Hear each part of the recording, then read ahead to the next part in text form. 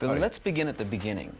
What do you consider the most important fundamentals for bass players? Well, as ridiculous as it may sound, one thing that is kind of my pet peeve for young bassists coming up and stuff is, believe it or not, the strap length.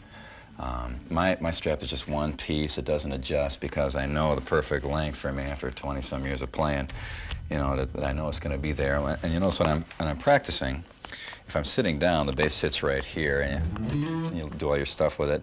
And when you stand up, it's in the same spot.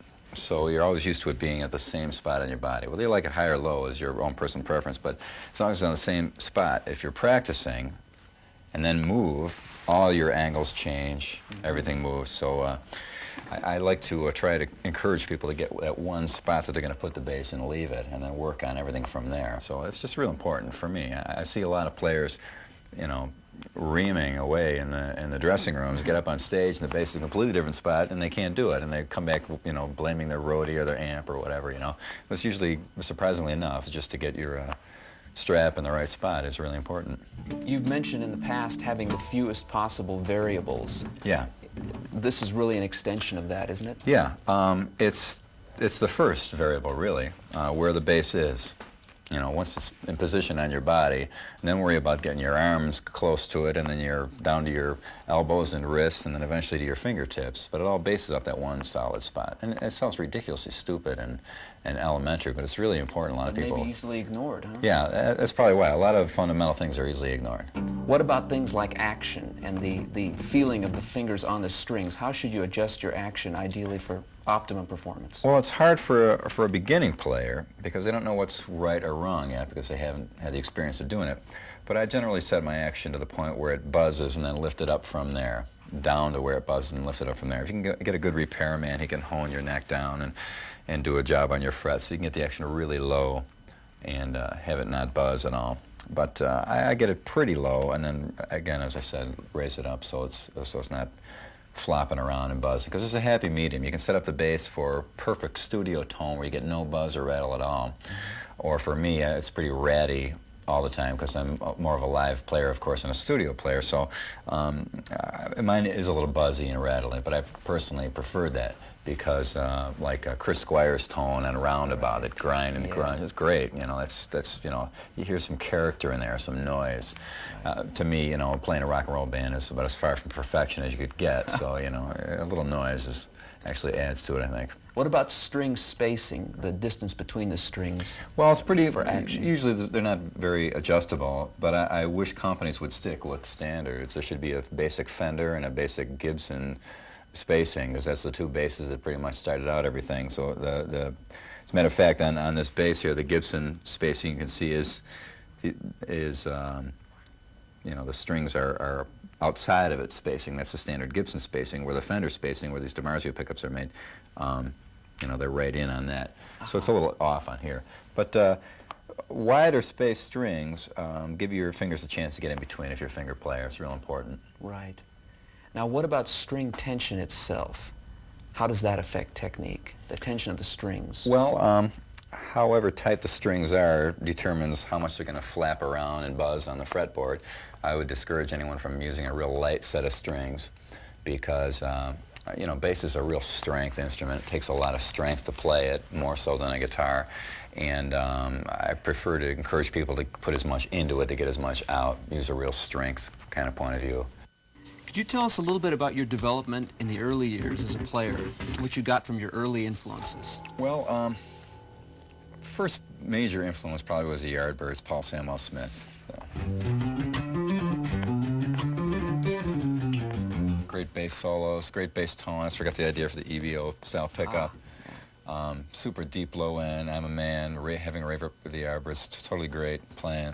One of the early prototype heavy bands too. Oh yeah, totally great, real metal, if you wanted to call it that metal and mono, I guess you'd call it. But it was great.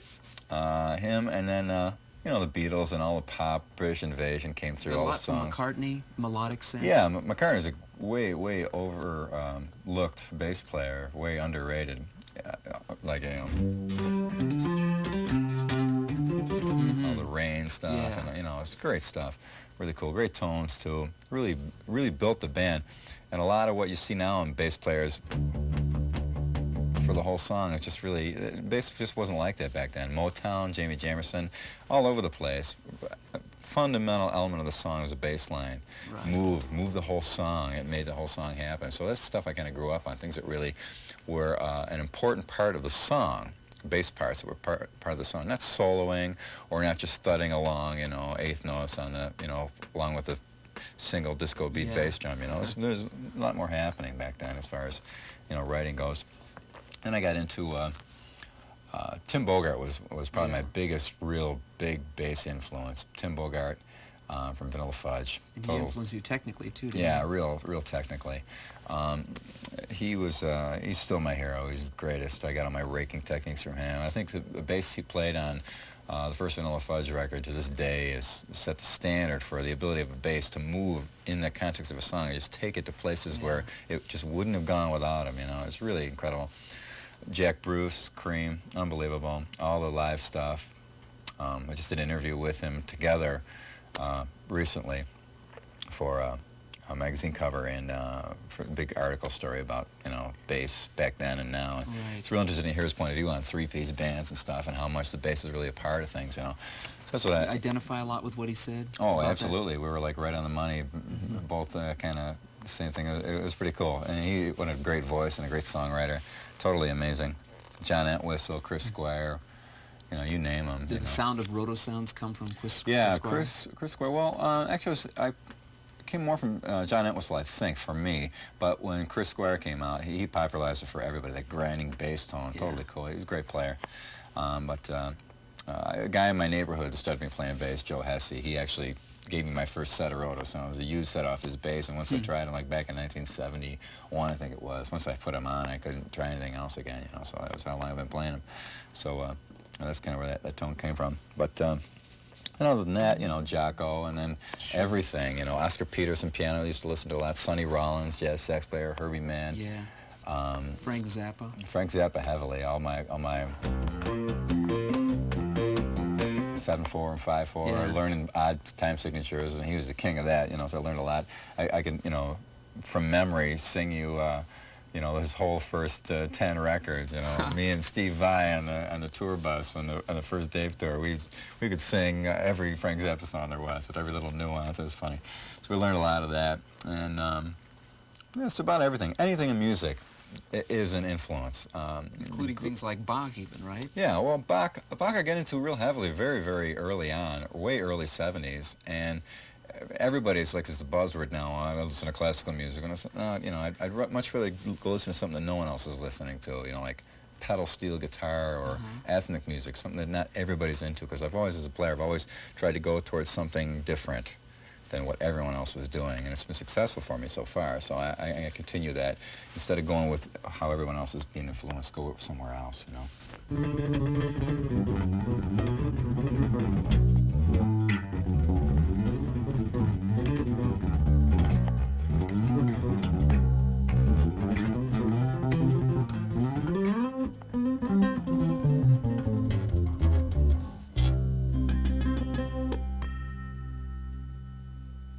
What have you done over the years to make your bass unique? Well, with my Fender bass, this is basically an imitation of the Fender. The Fender's so beat over the years. Here, I'll show you here. This Fender is so beat, I'm always worried about it not making it to the next gig sometimes, because it's just been through. This is this is the only finish left on the poor thing, you know. And as far as what I've done to it over the years, I've just played so long, so many times, so many hot, sweaty nights, that the bass kind of wears into you. So now when I get a new bass, like the Yamaha, I have to mimic all the wear on the new bass. So on this here, remember I was talking about the position for your thumb? Yes. That's natural wear into the pickguard. It's a multi-layered Fender pickguard, Right. so that's all natural wear. If you can see, there's wear spots here, all along here. It's all wear from where my thumb goes all along, you know. So I've like worn this thing into, you know, worn it out practically, you know. So it's, and I get used to an instrument. It's a good idea for players when you're starting out to pick an instrument and stick with it, because you'll find your body starts to shape out. Right now, if I just stand up, my ribs go in on this side from this bass being up against me. My shoulder goes down on the left from holding it, so my body's permanently crippled from from holding on to a 30 pounds of Fender bass for so long, whatever. But so you really fit into it. It becomes such a natural part of you after a while. So to change basses, get a new bass is very tough to do. So anything I do to the instrument, I try to mimic on my new instruments what happened naturally to my Fender after years and years and years of playing. So I knew that was going to happen. And so now on this bass, basically, I've used this for all the recording I've done recently, and I've used it a little bit live. But it's so hard to get used to anything different than the Fender. Right. So what I've done with this bass to get it more closer to what I like, I've actually worn down here with a little moto tool. I faked the actual wear there, so it feels the same. And basically I had to take like 600 grit sandpaper and just take all the shine off, because if it's too shiny, it's too slippery. Right. But that bass is like bare wood, so it just sticks on my body. I've had to like put this tape and stuff on there to make it traction. Feel. Yeah, give it to, like, the stuff you put on your bathtub so you don't slip and things like that, And just wear it down and make it feel worn in. You scalp the fretboard and things like that too, don't you? Yeah, I started to scalp this one, but I was on my way to Japan under the auspices of Yamaha, and I didn't want to beat their beautiful bass. They were kind enough to give me too bad, so I ended up not doing my homespun scalloping job that I did annihilate my Fender with. So that's, I will do it though. The purpose of that is when you do that high bends, you get a little more bend. You get a little of that wood out of the way there, and it tends to, when your hands are hot and sweaty or whatever, you tend to catch up on that wood a little bit. So so that's what that's for. But basically, I just wear the thing down. What about your detuner? Yeah, this Hipshot detuner, great little deal.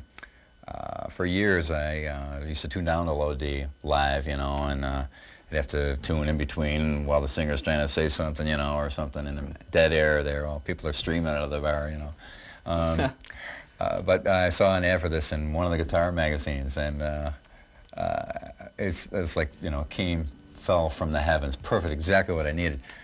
So it's a real simple device. It just takes your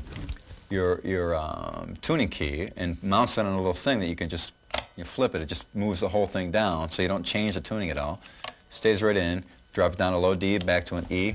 Works, perfect right in tune.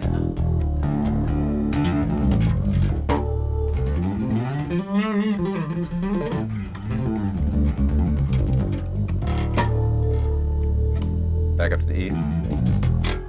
So it works great.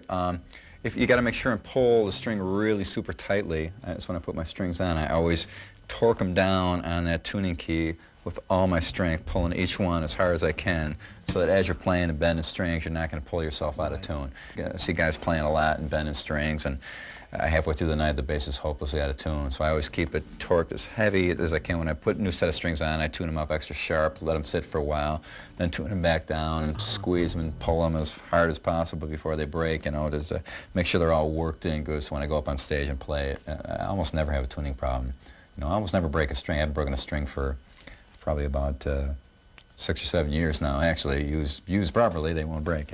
This is a special set of strings for you too, isn't it? Yeah, I think they're going to actually make some kind of Billy Sheehan deal set or something. I don't know, but this is my suggestion, and they seem excited about it. So I think they're going to actually package it up. It's basically a standard set of rotosound strings, but the G is a little bit lighter and the E is a little bit heavier. It evens the tension out. It gives you a nice big, fatter, heavier low end, which all bass players could probably use. And if you tune down to a low D, because the E string is a little bit heavier, the tension stays there. It doesn't flop around as much.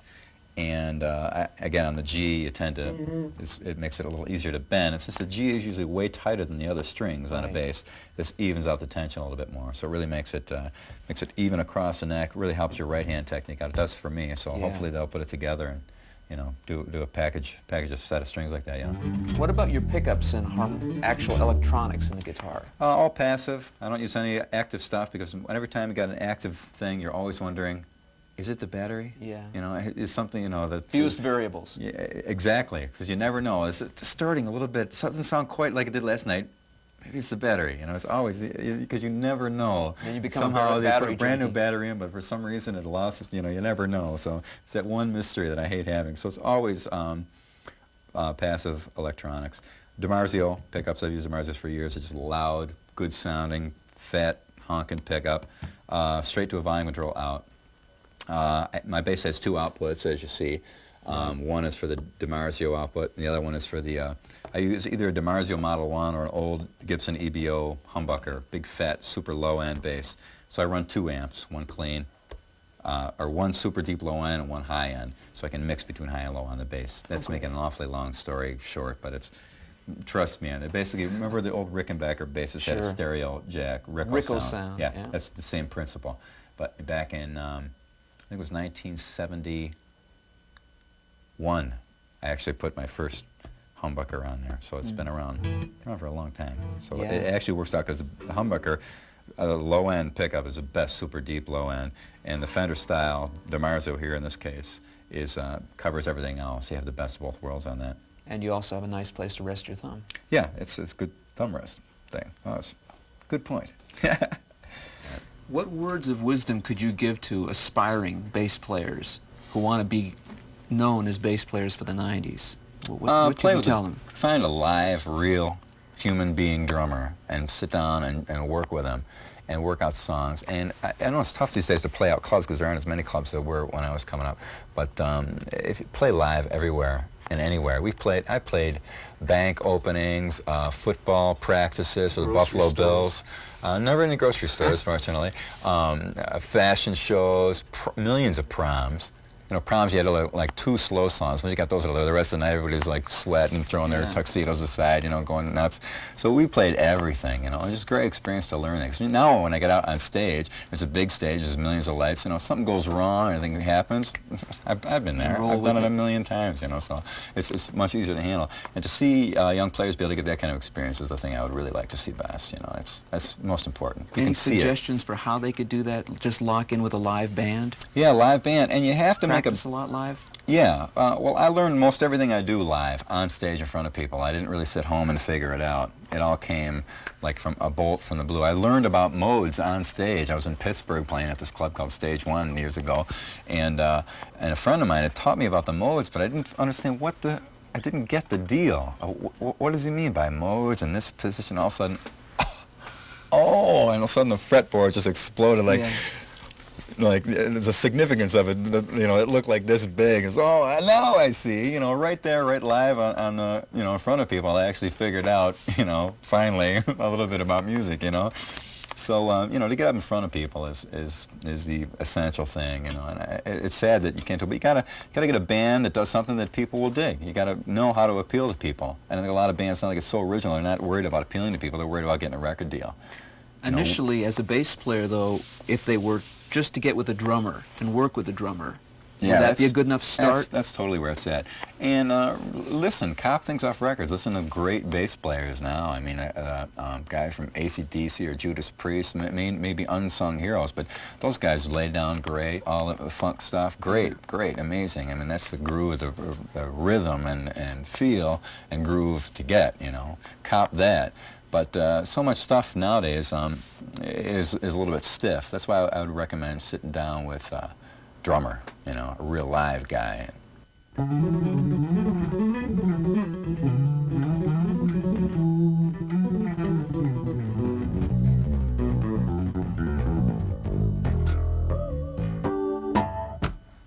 Anyway.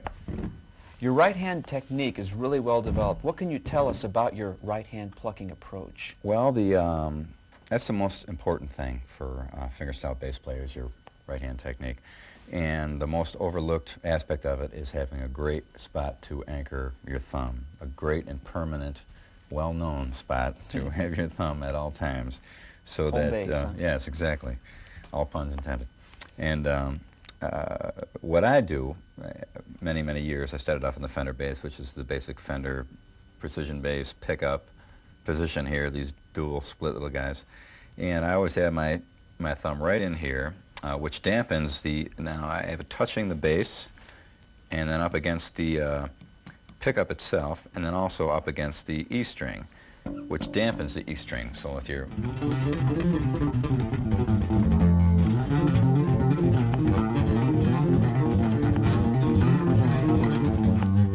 you're always, your E isn't going to be humming along while you're doing anything. That cleans up the sound too a bit. Oh yeah. And when you're playing really loud and everything's feeding back, you got to hang on every string for dear life so it doesn't get out of control. And the other place I put my thumb is right on the next pickup here, which dampens the A string. So when you're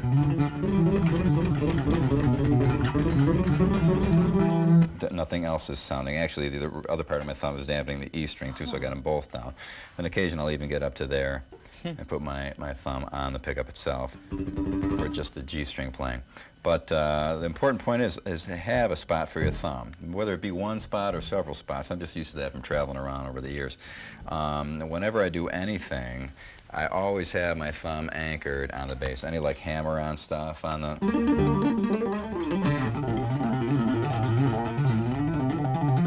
Always anchored here. It's actually starting to wear the paint on this bass here. Always have a solid point from which to work. And I keep my wrist locked real solidly.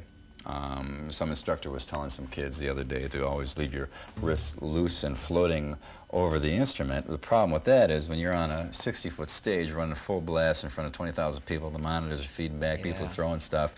You're going to try to play delicately floating. Ain't going to happen. You know, it's not going to work. You're going to fall on your face, basically. So I really need to lock my arm down on the bass, my thumb in the spot, my wrist locked, and my fingers work. The difference between some players that I see work from this knuckle, where I work from that knuckle there.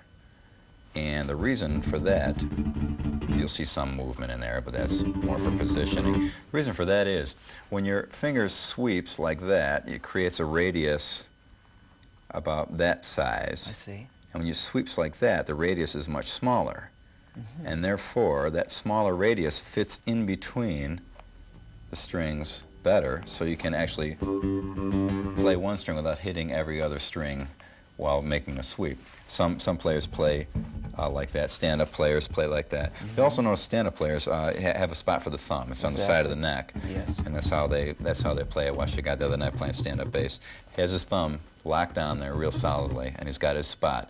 And on a stand-up bass, there's not too much difference in how any of them are built. It's the bridge thing and the neck and the fingerboard extension over the body, and they're all like that. The problem with electric bass is many manufacturers, everybody makes one different. Different configurations. Yeah, so you never got a good spot for your thumb. That's why I make all my basses with this, make sure they got the old Fender style pickups on them, or I can't really ever play them live, you know. Even if it's a real cool custom bass, I have to make and put these pickups in it in order for me to play.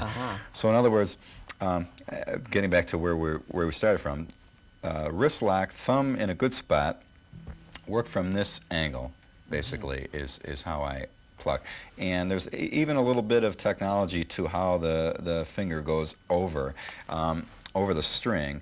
As you tighten this joint, your plucking will become harder because you're digging into it harder. Right. Or you can leave it loose and let it float over, like for raking techniques. Like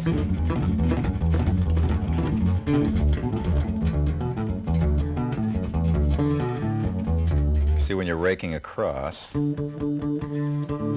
these are sliding across. This joint here is actually pretty loose, and it's just kind of like working its way across. Now, if you want to play harder, you tighten that joint up. So that's like your tension control. Right. Dynamics control. Yeah. Dynamic tension even. Hey, why not do both, you know? But yeah, that's kind of the workings of the joint, how I use it. Now I do a finger exercise sometimes just to make sure I'm really using that part of the joint, which is just try and hold your hand completely still, your fingers completely still, and just work from that joint up one finger at a time without the other ones moving. And it's great at parties too, if you want to do drinking bets and to see That's people. True. No one can ever do it really. Well, it's actually pretty easy, but then you do twos and different groups of them and whatever. But it's just a good way to exercise your hand, keeping stiff from here to here, totally stiff, and then just working from those joints there. Now you'll see me when I'm playing. Of course, I violate those rules all over the place, but that's basically what it comes from. You know, is using that joint like that for 3 fingers. Exactly.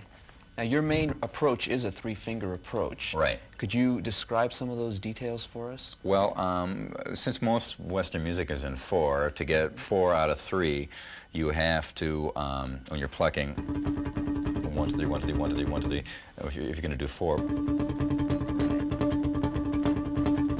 1 lands on a different finger each time. Now, there's a little controversy on which way to go when you're plucking. Should you go this way? Some guys want to go back and forth. But if you're sitting at the dentist office and you're nervous, your natural hands are going to fall in that direction. It seems to be that that's the natural way that your fingers move. So therefore, that's the natural law of physics, almost. Yeah, kind of the law of hand physics, anyway. Right. You know, whatever book that was in. But that's kind of why I eventually got to that direction. To go in the other direction, sometimes I will for exercise. Anytime I do anything, I'll always exercise it backwards, forward, sideways, do it every conceivable way, even in ways that I normally wouldn't do it, just to exercise my muscles around so I'm not stuck in one particular pattern. So, I'm going in this direction. The reason I'm not going back and forth like that is because the middle finger then works twice as much. So it's 1, 2, 1, 2, 1, 2. It works twice as much on each passage back and forth. Again, that is a good exercise to do, to learn back and forth. But I always tend to go in that direction. So therefore, if you're going to go in that direction with 3 fingers to do 4, it's 1, 2, 3, 4, 1, 2, 3, 4, 1, 2, 3, 4. So in other words, 1 starts on a different finger each time. Exactly, it's alternation. So exactly. 1, 2, 3, 4. Now, I start always, incidentally, with my ring finger. Some guys, I guess if you're going the other way, you would start with your index finger. Would that be considered your heaviest attack finger? Yeah. You know, I guess I would consider it that way. But, so when I start with that finger, that's 1, so it's 1, 2, 3, 4. Now the next finger, the middle finger, begins 1, 1, 2, 3, 4, and that ends you up perfectly for your index finger to take the next one, 1, 2, 3, 4. So it's... So when you're getting real fast and stuff, you will hear 3 in there if you listen closely, but when I get my live calluses and stuff back, you probably won't, you know. It would be so loud you can't tell anyway. But that's kind of the trick of playing fast with 3. Now you can do with a lot of 2-finger techniques out there. Jeff Berlin plays 2-finger technique, unbelievable. I mean, the last thing he needs is another finger, you know. So, but with a 3, for me, it tends to be easier. You know, Iron Maiden, you know, that galloping kind of thing for heavy metal style stuff. It works good for that, you know, because that's all in 3s or groups of 3s. But some guys don't need it. But for me, I prefer the 3-finger technique. So, but there is plenty of valid 2 fingers that use. And when I do use 2 fingers, I usually use these 2 because index and ring. Yeah, because these 2 are actually the most even of the 2, or of the 5 here. Left a few out. And that's one thing I left out also. When you work from that joint, you even up the flatness. See, when you have your fingers like this finger sticks way out. As soon as you change them, you get a totally flat surface there, and it makes it easier so that one doesn't stick out over the other. Right, now they're so it's funny because of all this stuff you'd think, you know, I've spent years figuring this out and then did it, but in actual fact I did it for years without having a clue as to what it was. So it all kind of developed totally natural by what felt natural to me to play, what actually felt right when I was up on stage, when I wasn't thinking about, you know, what my fingers were doing is the last thing you would ever think about on stage. But it all came about from just playing over years and years and years. And then later on, like when I go now, like to Musicians Institute, and somebody asks me a question, I got to stop and think, and gee, how do I do that? So I've learned all the stuff after the fact, in other words. So the reason why I brought that up, I want you to think that I was, you know, figuring all this stuff out and then applying it, because I'm certainly nowhere near that smart. So it came through practice, actual live experience. Yeah, live. Practicing that I've done usually doesn't have too much to do with anything other than finger exercises. Live playing is where I've learned all my hammering techniques and everything. They're all thought up and done right on stage live, you know, which is kind of the best place, you know, trial by fire, more or less. So, yeah, that's about it for the right hand, I think. Oh, sometimes I use 4 fingers, but that little finger never gets a quite good enough callus on it, so it catches. So you'll hear it in there. What about raking strings technique? Yeah, that's another right-handed technique, and what that consists of basically of when you rake fingers across, similar to a garden rake, which is probably where they got the name from. Exactly. Actually, I didn't know what it was called until Tim Bogart, who I stole the idea from in my early days. Tim, well, and as well now, he's my total hero on bass, and he did tons of raking techniques. And when I first started bass and listened to him, I realized that I had to be a finger player because there's no way you could do those on with a pick. Those sweeping techniques are popular now, and they're very close to it, but there's still a lot of things you can do raking that you can't do with a pick. So I stole it from Tim Bogart, so I had to give him credit for that. But it's basically a way to slip your fingers over the strings and get a whole bunch of notes out of just one pass, because your fingers are staggered, and they kind of catch at different times. So you get that.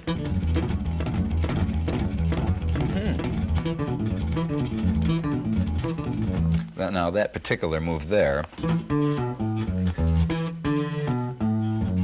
that's a four finger. 1, 2, 1, 2, 1, 2.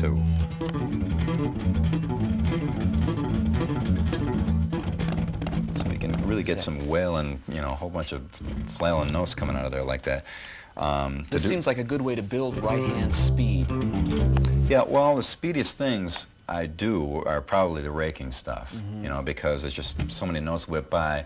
If I ever had to go back and transcribe, I forgot what it was, I'm doomed, you know, because I don't even know what half the notes are that sneak by there. But that's definitely one of the secrets of getting a lot of speed out of the instrument, if that's your goal, to be a speedy player. But it also adds a fluidity to your speed, because things are flowing and raking and being pulled across in the same direction and stuff like that. And it makes speed for speed's sake is pointless, but if it's fluid and musical, exactly, in context. Yeah, which is where raking kind of comes in. It makes it a little bit more musical, more rhythmic.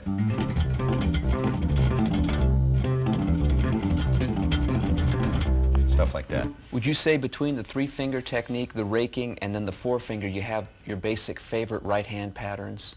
Yeah. That you use 90% of the time? Yeah, pretty much, yeah. The only other thing I do is the tapping stuff, which, you know, that's another story.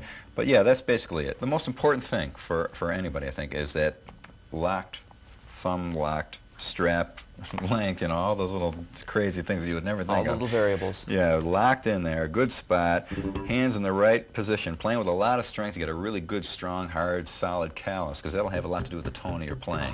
So however hard your fingertip is how easy it slips over the strings. I always have used rotosound strings, and they're very rough strings. They're tough. Tough on the frets, but for tone, I can't play anything else, really. And they grab your finger real well. So there's a real, you know, there's a real catch to it. So there's a percussive attack at the note. Now, pick bass players got an advantage because they can, you know, get their attack from that pick sound. Exactly. Where finger players, you got to get a big, you know, hard, solid callus to kind of mimic that, you know, and give you that attack. Producers will drive you crazy and like ask you to play with the pick if you don't have it. So warn you in advance. Make sure you get that callus up there to save yourself some trouble later. What can you tell us about recovery muscles? Most of your moves you do on bass have to do with pulling your hands in towards your thumbs, towards the thumb on the back of the neck. You're pushing down on the strings to push them up against the frets, or you're plucking up towards your thumb when you're plucking from the right hand. So it's all that pull muscle. You almost never see anyone working on the muscle to get your finger back into the position where it can pull again. And that's the whole idea of exercising recovery muscles. In other words, it's not the muscle that you use to pull in.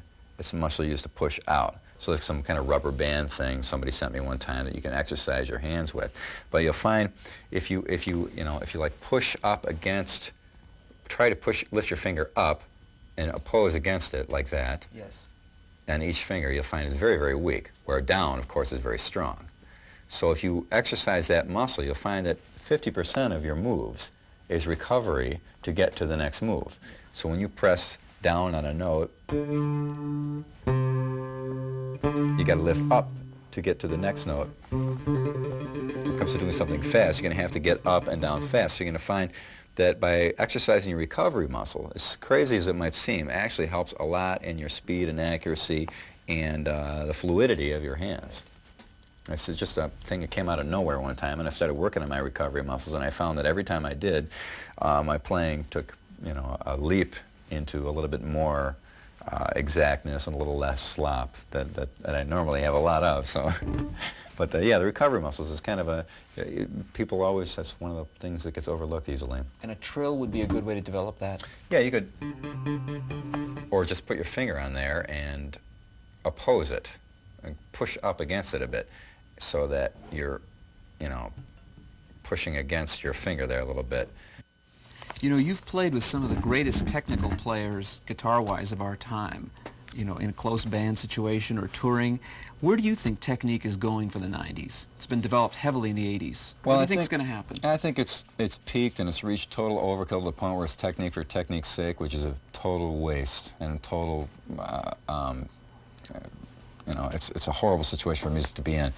Because I come from a song era, song playing, you know, Three Dog Night, Young Rascals, all these bands that had great songs, and this is stuff. I always played in a band that had a lot of vocals in my early days, and so songwriting to me is really essential. So now a lot of songs are built around just technique, technique, technique. Well, let's find a song where we can fit all this in because we want everybody to hear this technique. It's just like, the new band I have, Mr.Big, we're writing things exactly the opposite. We're writing a song, getting a piece of music down that's really, you know, where we think it's at, and then adding playing to it, you know, because that's how my playing evolved. We go up and play, you know, Three Dog Night songs, Joy to the World, in the early days of bar band copy tunes, and, you know, we'd be flying all over the place in them, you know, and having fun with it, because once you got a good song, a good foundation, then you take off. It's gone the opposite nowadays. I just think a lot of people have kind of lost touch with that, because everybody's wowed by the hot kid on the block, and that's real cool, but, you know, it really doesn't have the dimension and the staying power that a song does. A song is everything. Do you feel also that as a musician it's important to have a lot of song repertoire in your background?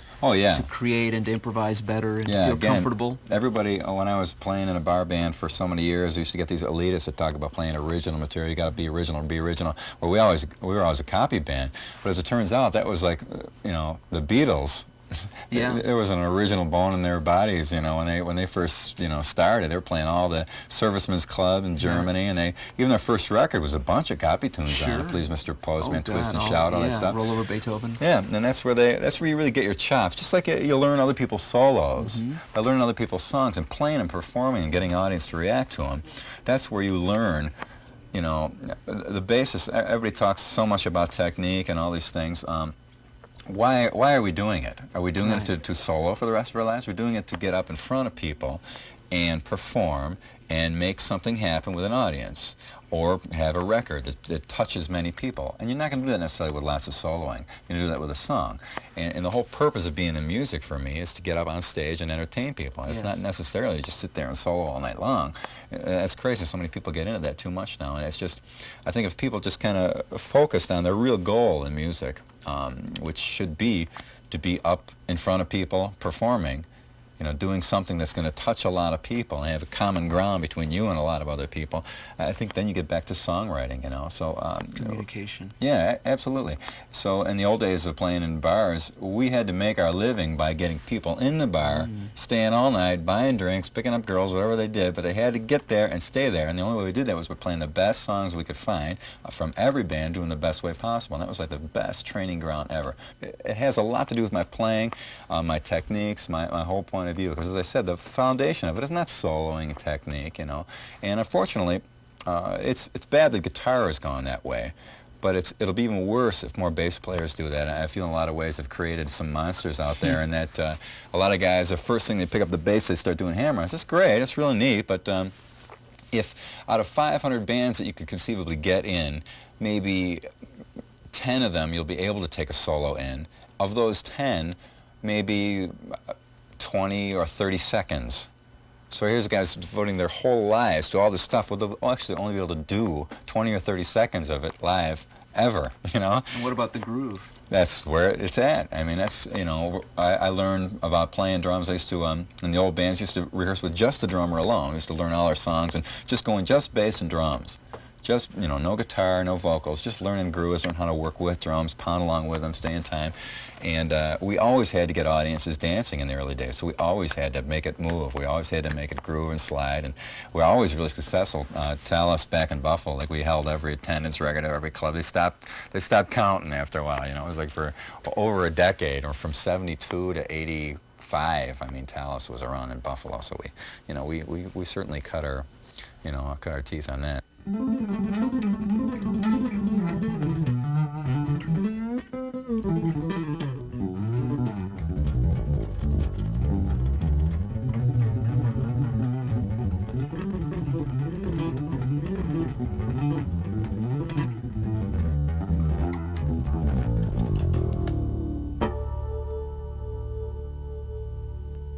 A principle that I use with my left hand that I began or noticed first on my right hand is that principle of locking things together.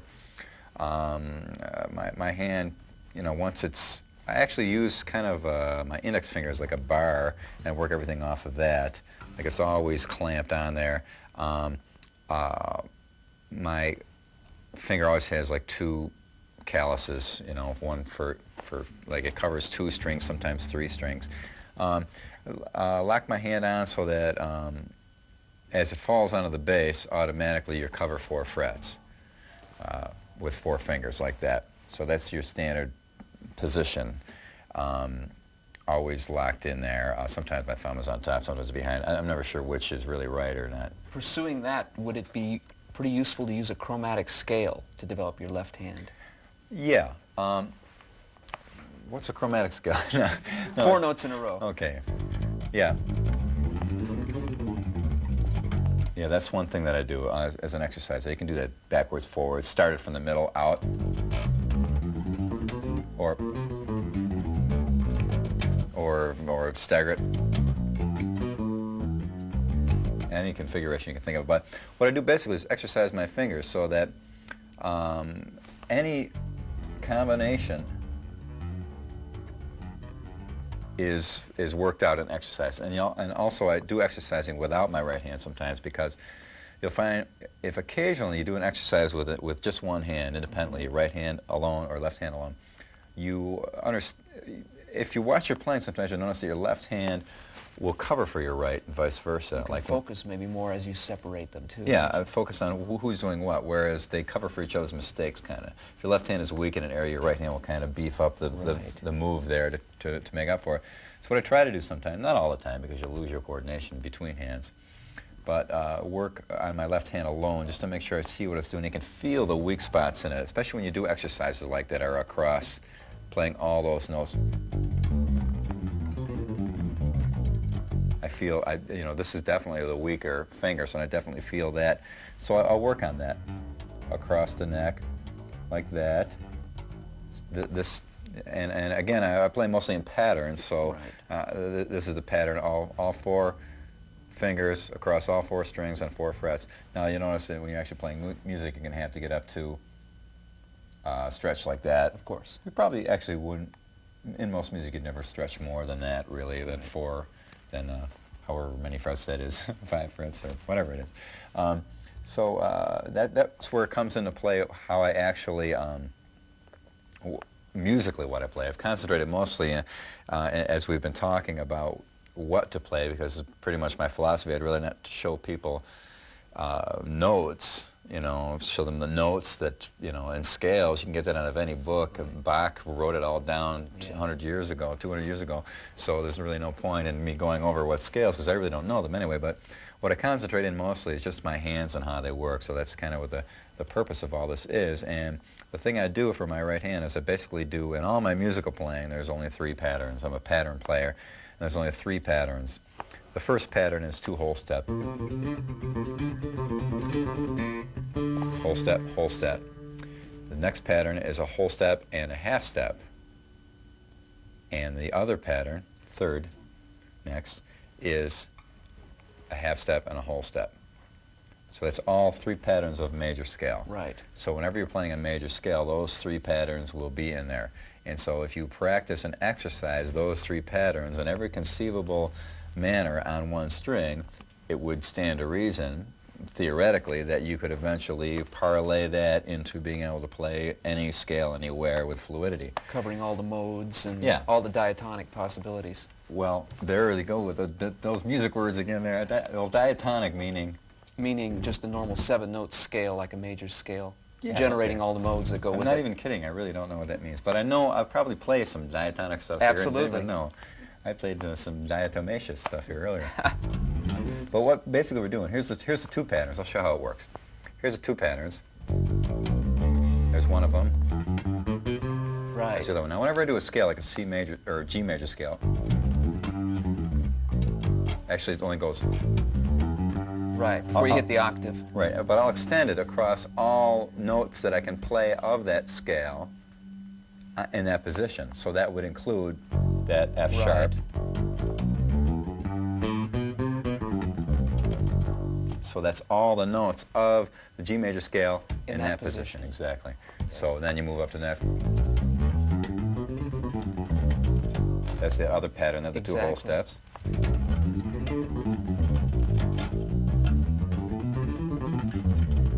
It's all of that one.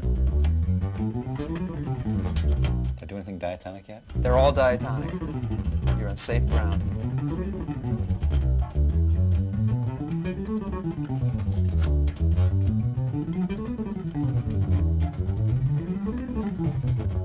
So and that's back to an octave higher. Exactly. So if you notice, if you want to, whoever's watching this puts their tape in reverse or whatever, only 3 patterns were included in all of those. Right. Various groupings of those patterns, but they're all 2 whole steps and a half step and a whole step. That's all that there is. And it's funny that of all the music, all Western music, which is in basically a major scale, or even the minor key, which is a relative minor, I know about that a little bit, it's only those 3 patterns. So you get into like harmonic minors and then with other the odd intervals in it. odd scales that, Yes.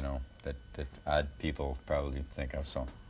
What about your rocking on the bar technique that you use with your left Rocking hand? on the bar thing. I used to do that when I was in an old band. We played in the bars, and we'd always get out on the bar. And no, just kidding. Rocking on the bar technique. That sounds like something a band would do in a bar. But what we're actually referring to there is it's kind of a barring technique. So you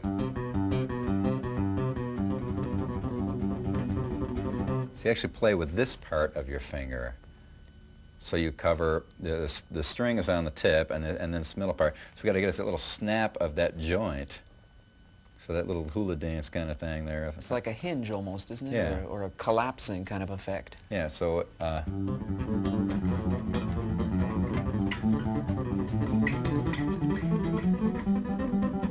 it's real handy to just get more notes. So again, economy of motion, so you're not moving and using fingers more than you have to, and you're getting the most out of the smallest amount of movement. And so, to use it,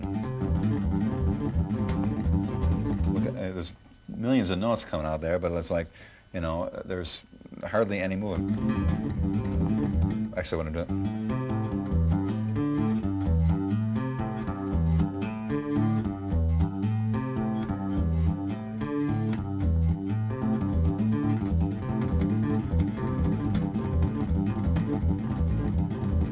That barring technique. And after a while you get calluses right there. I'll bet. Which is different than the callus there. So again, this involves some recovery muscles, doesn't it? It's a different muscle because it involves a muscle that makes your finger push down and then all of a sudden snap. Right. Get this little snapping thing. Some people's fingers just don't do it.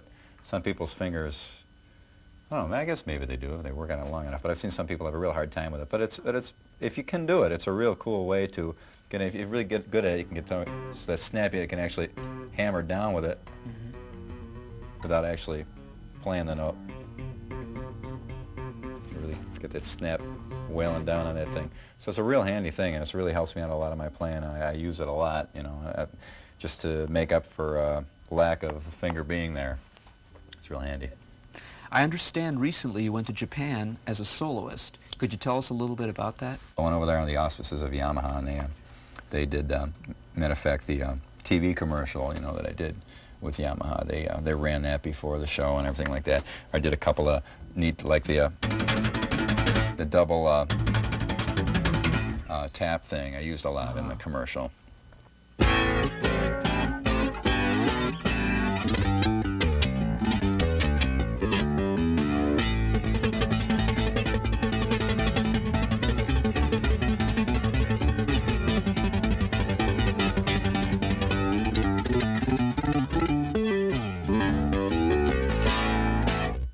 Now let's turn it up.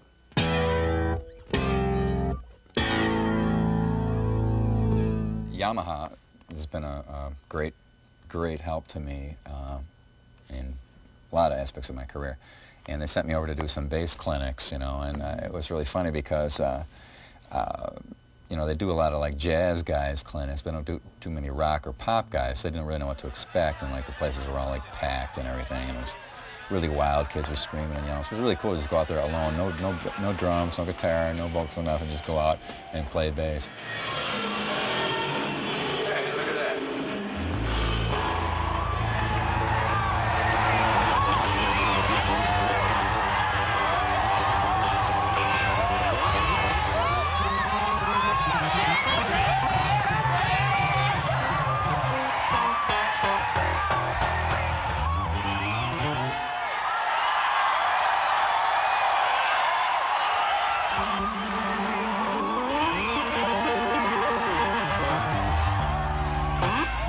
It was a really cool experience. Japanese people were so incredibly great to me. It's really like being on a different planet there with different language and everything is different. So you have extra strength, so you can play bass with big fat strings. So you need the two. It's not like this. It's like this. 今ビリーがやってたようにこのように指を、することによって、一本の指で弾くよりは力が入って、ベースの弦を、弾くことができるということです。どうもありがとう。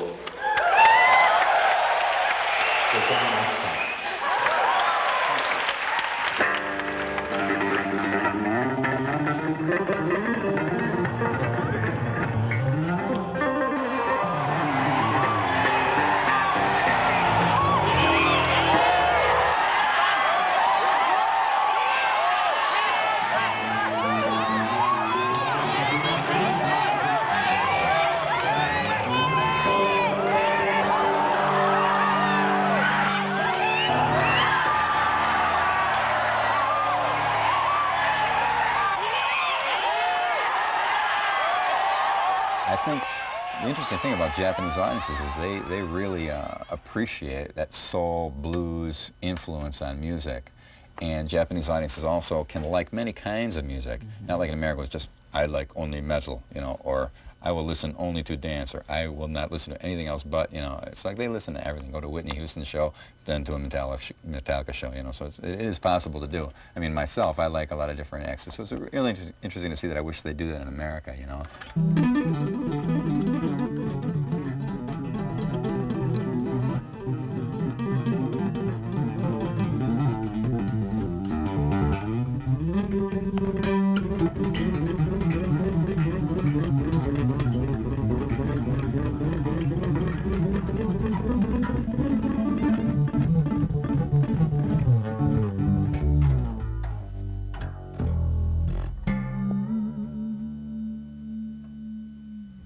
What about some of your double-handed techniques? Well, all my techniques are double-handed because I got to use both hands. I mean the tap-on Okay, style. I know what you mean. All right. Trick question. Yeah, right. Well, that actually developed a long time ago when I saw Billy Gibbons with ZZ Top. And when he did that, I thought, oh, great, you can... For, I don't know, in one of their ZZ Top songs we used to do in the old bar band. So that's where it kind of came from. And then I realized that after that, you could, wow, you can hit that note, and you could even get more off it like that. And initially it was meant to just kind of enhance what the whole band was doing. It eventually turned into kind of a solo thing. You use two fingers, don't you? Yeah, definitely. That's the one thing that makes it different from a lot of guitar players. I see a lot of guitar players, as soon as they do this tapping thing, and bass players too, they do this like real lightweight, single finger little thing where they flip the note off.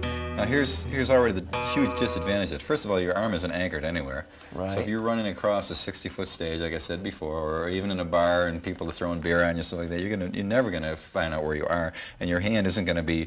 You're not gonna really know where you are if you got nothing to really lock to. You're not gonna know where your hand is. So I do the old thumb again, locked on somewhere, like on the edge of the neck. Usually is a good spot. And also another thing I do, instead of just lightly doing it with one finger, the wrong way, which is down like that, that's just not a normal way for your hand to move. It's clamp this finger down on top of it, because on bass, as I said before, it's a real strength instrument, and you really need a lot of strength to put as much into it as possible, so as much comes off of your instrument. You don't have to depend on your amp and all this electronic stuff to make your sound come out. You got to make things read loudly off the instrument itself alone. Physically. Yes, exactly. So the double finger really gives you a chance to knock it right off the neck if you want. Really gives you a chance to really hit down really hard. It gives you way more strength. I mean, if you try it against your hand, it's way more strength down like that. You're going to really need that strength to make it sound live. So it doesn't slow you up at all. Now, when you do phrases like that, are you Yeah. crossing fingers? Oh yeah, sometimes I'll get this finger behind. Uh-huh. See, because it's all you're doing when you're tapping, for anybody that doesn't know about it, is, you know, if you're playing a line, you've got like these notes that you're playing. Well, you just move this finger in and play those notes for these fingers.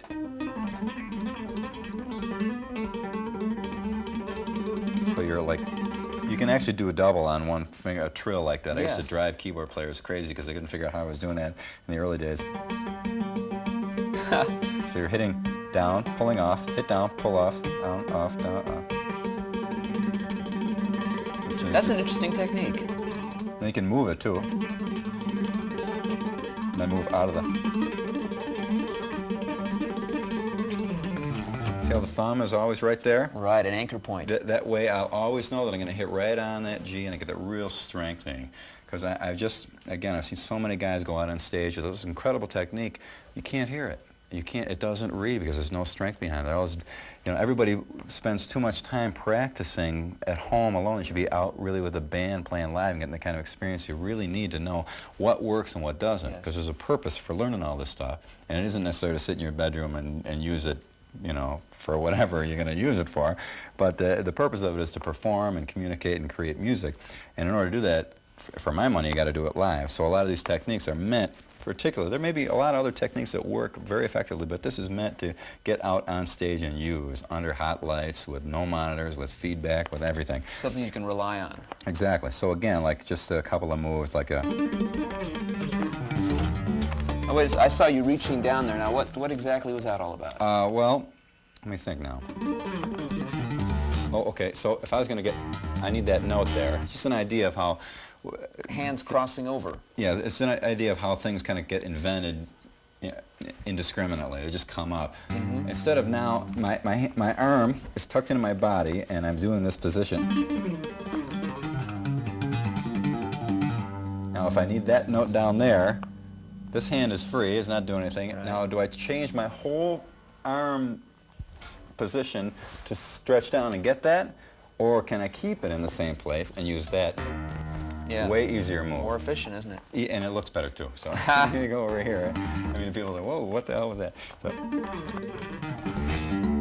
actually, it's way easier to do. Sometimes some things are good because they make it look harder than it actually is, but sometimes they're actually useful. Like over the neck things. When I first did that, when I first went over the neck, I found that it was easier for me to get those two harmonics there than like this, because your hands curve this way. When you put them over the neck, they flatten out. So you want that flat for those harmonics like that. So it always tended to flatten out, be a little easier to do, even though everybody thought it was total showboat. It actually had a purpose there right. to be used. So again, so when you go behind like that, sometimes there is a use for it. And there's all kinds of ways you can do hammer-ons, as long as you understand what notes you're going for. The basics of it are to get that real strong, solid blast on that. So if you can do that, then your choice of notes is totally up to you, whatever you end up wanting to do.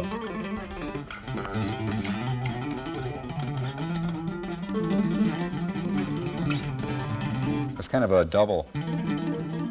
Uh-huh. What's happening So there we're there? dealing adjacent strings? Yeah, we're dealing with a couple techniques in a row there. So what's happening when I pull off this finger, this string with this finger, because there's so much strength behind it, with that other finger on there, it hits the string underneath it and actually plays that note. So you Almost actually like get... a rake? Yeah, it is actually a rake, and it ends up as kind of half rake, half hammer-on. So you're going to have to coin a word here. What do I want, a raker-on or a ham-ache or whatever, or a ham-hock maybe. So you get this like flurry of notes. Sounds like almost like flamenco guitar. Or flamingo guitar. Then you have to do that on one leg though. So you get like, that's just kind of an inadvertent technique that comes from applying a lot of strength to your hands. And once you just, my whole purpose in a lot of my exercises and moves is just to create a machine out of my hands so they do, you know, what they have to do on their own. And I can just kind of direct them from another spot in my mind, you know, so I don't have to really think about what I'm playing. Once all the exercises I show with the left hand and all the right hand stuff, once you build up your hands to a good machine, you can stop thinking about it, because when you think, when you're playing, as you probably well know, you're lost. So you're talking about learning your left hand patterns, your right hand patterns, and finally putting it all together to the point where you don't have to think about it. Yeah. As I said, when I found out all the things I was doing, it was only after I had actually done them for a long time that I actually sat down and figured out, oh, my finger's on the other side there. No wonder. Because naturally, when I'm playing live and the band is real loud, you can't hear anything, and I'm pressing out as hard, the natural thing you want to do is press harder. So out of nowhere, this finger just came around and started doing it like Came that. to the help I mean, of its assistants, yeah, of the next door finger. neighbor, you might as Yeah. well help him out, you know. So, you know, it kind of naturally occurs like that, and it's kind of a natural evolution of thing. And so then, again, a lot of this stuff began, I played in a three-piece band for almost my whole life, and so we always had to cover for other players. So I would, the hammering things, like in Schizoid Man, we used to play by King Crimson, that one, there's a soprano sax yeah. trill right in the middle of like, that, so I had to get Filling that in the there. missing part. Yeah, so I always had to fill in the extra guitarist or keyboard player. So that's where things like, always at a double octave. Yes. Basically, That almost sounds like a piano stick technique. yeah, it's kind of a, well, if you locked or your, a drum pattern. yeah, it's something drum, percussive. it's drum patterns, whatever you might want it to be.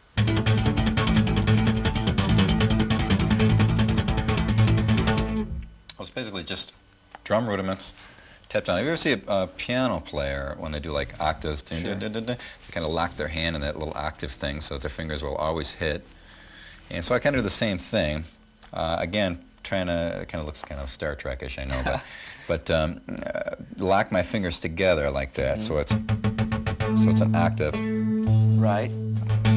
And then this hand, the same thing down here. It's not the same position for me personally, just because that finger doesn't fit there as well, but I try to double up on this finger to get that low note to sound really well, and I just hit, like if you're just riding along on an A. Just right ahead groove.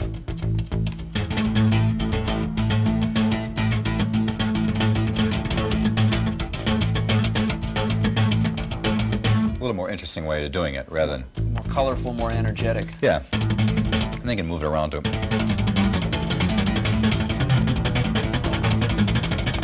And any drum rudiment you end up doing. And then from that I got into fifths, where you can actually tap fifths too, where you do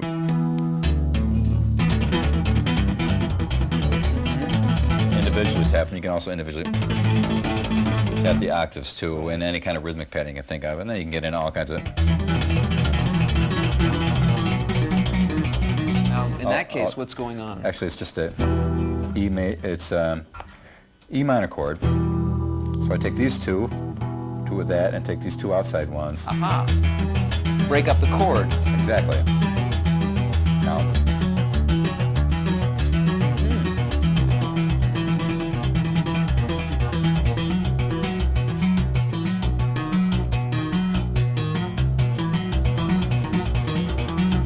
So anything you can imagine chord-wise. sound.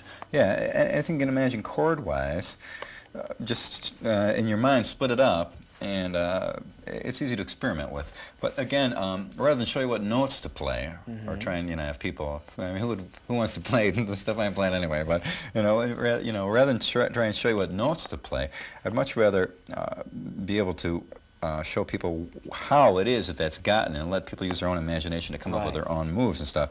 So if you understand the idea of that strength, the rhythmic thing, the attack, be able to hit down on the strings to get a good, good solid, keeping it on the neck at all times, of course.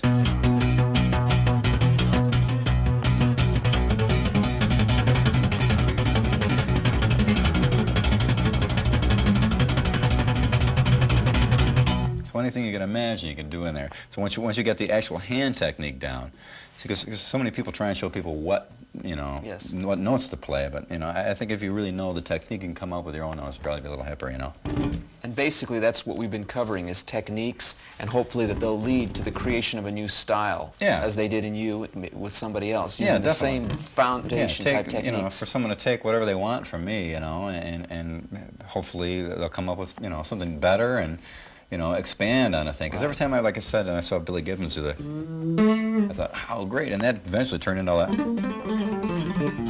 all that stuff.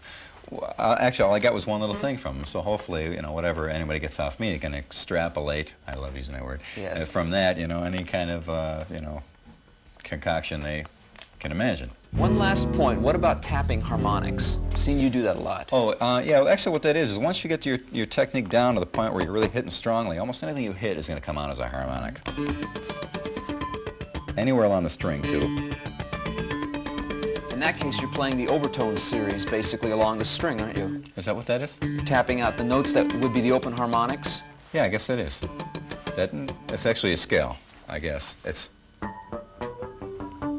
Right. all along. So if you just hit the bass anywhere, the thing on a Eat 'em and Smile record, in Going Crazy, people always think, what in the world is that? Yeah, what was that? It's the simplest thing in the world. Just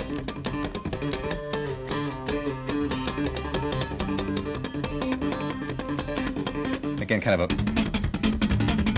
drum rudiment thing, only tapping harmonics. You get a little distortion and compression on your bass, it brings those harmonics come ringing, ripping out of there. Get them out like that. It works everywhere.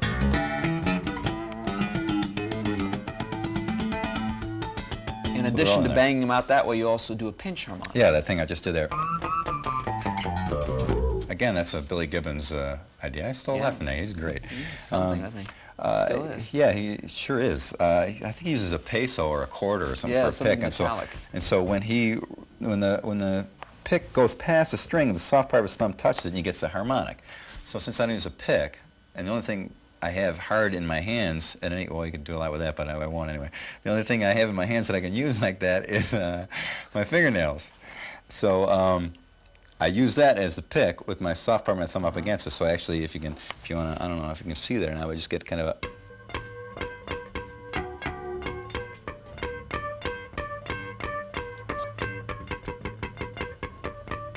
See that?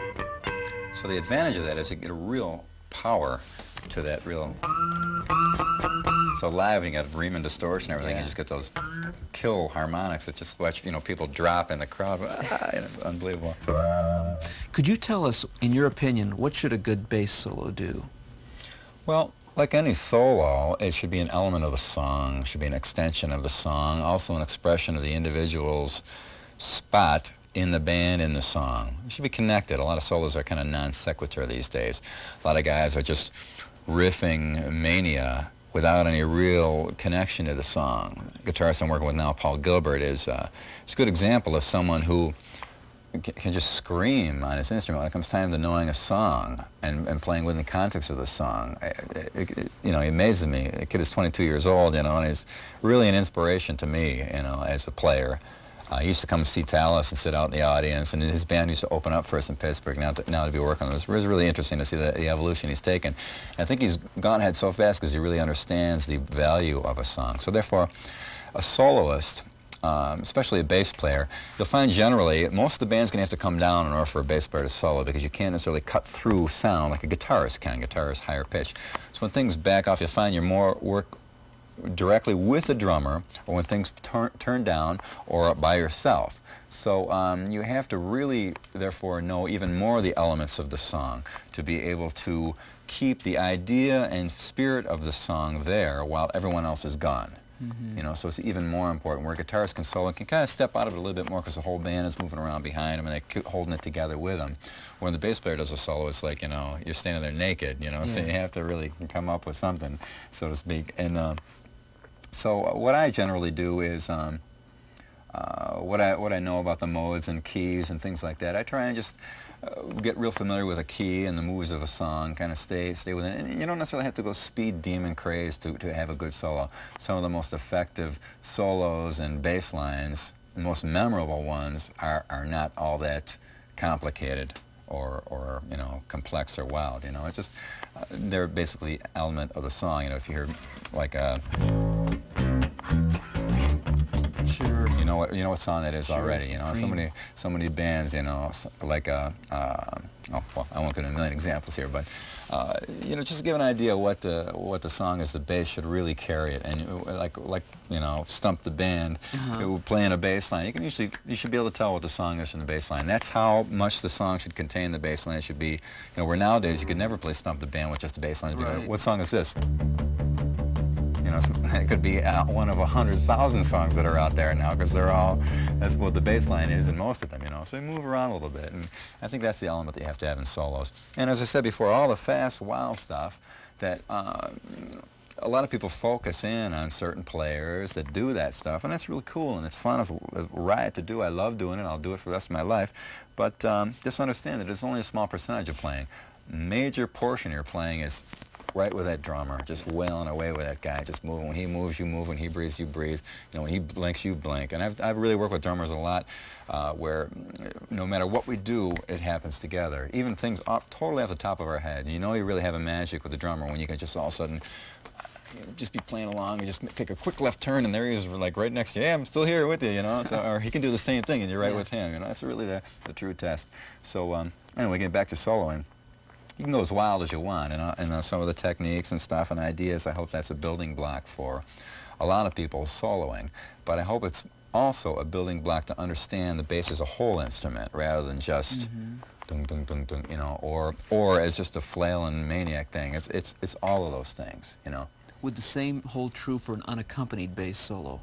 Well, for an unaccompanied bass solo, you're pretty much free. I mean, you're free to do whatever you feel Do you like. look You for know? structure, though? Do you look for Yeah, I memory? kind of stick around in a certain area, move around, get an idea of things, build little things up. As I said, most of my stuff's come from playing live, and I've thought it up on the spot. Most of my solos, it was just like, solo time, go, and who knows what was going to come out. The downside of that is sometimes it'd be like, oh, it was a little bit too experimental tonight there, Bill, so, you know, I don't know. And the upside of it, once in a while, you would hit the nail right on the head, and it would be total magic.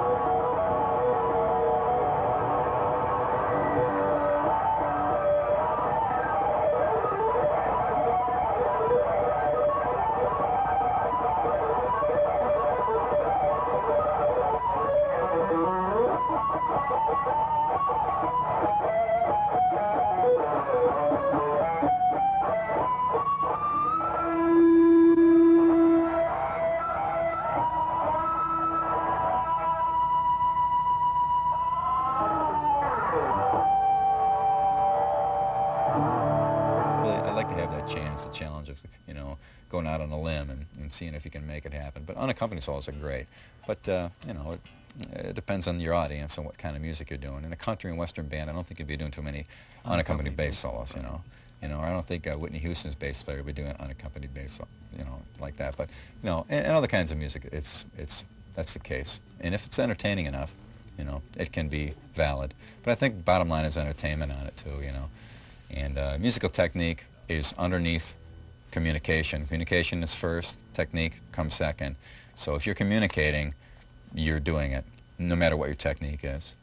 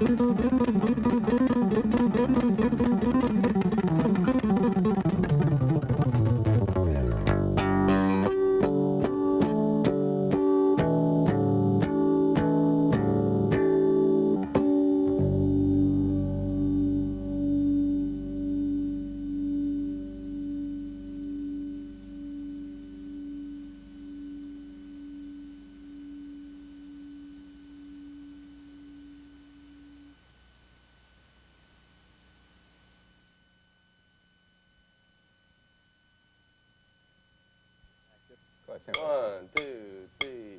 Now available from Cherry Lane, Billy Sheehan Bass Secrets transforms your technique into powerful performances. Billy explains application and presentation. In-depth interviews with Wolf Marshall cover working in a band setting, and extensive footage with drummer Pat Torpy from Billy's band Mr.Big shows how a dynamic rhythm section functions in studio and on stage. Also available from Cherry Lane, Rock with the Pros. Cherry Lane's music folios feature note-for-note transcriptions of the best music ever recorded. Standard notation and tablature versions of the hottest hits and rock classics include tips on how to get the same sound you hear on the record. Guitar, bass, and drum editions let you play it like it is. Where there's smoke, there's guitar recordings. All new material by Leslie West, Billy Sheehan, Jennifer Batten, and others, along with the latest releases by Randy Coven and Blues Saraceno. The hottest instrumentals from the hottest guitarists around, guaranteed rock and roll. And it's all from the same people who bring you the best-selling guitar magazine in America, Guitar for the Practicing Musician. Articles on the biggest bands and the best players in the business, updates on the newest equipment, interviews, posters, and about $30 worth of sheet music every month. Subscribe now and save. For more information on any of these products, call us at 1-800-331-5269.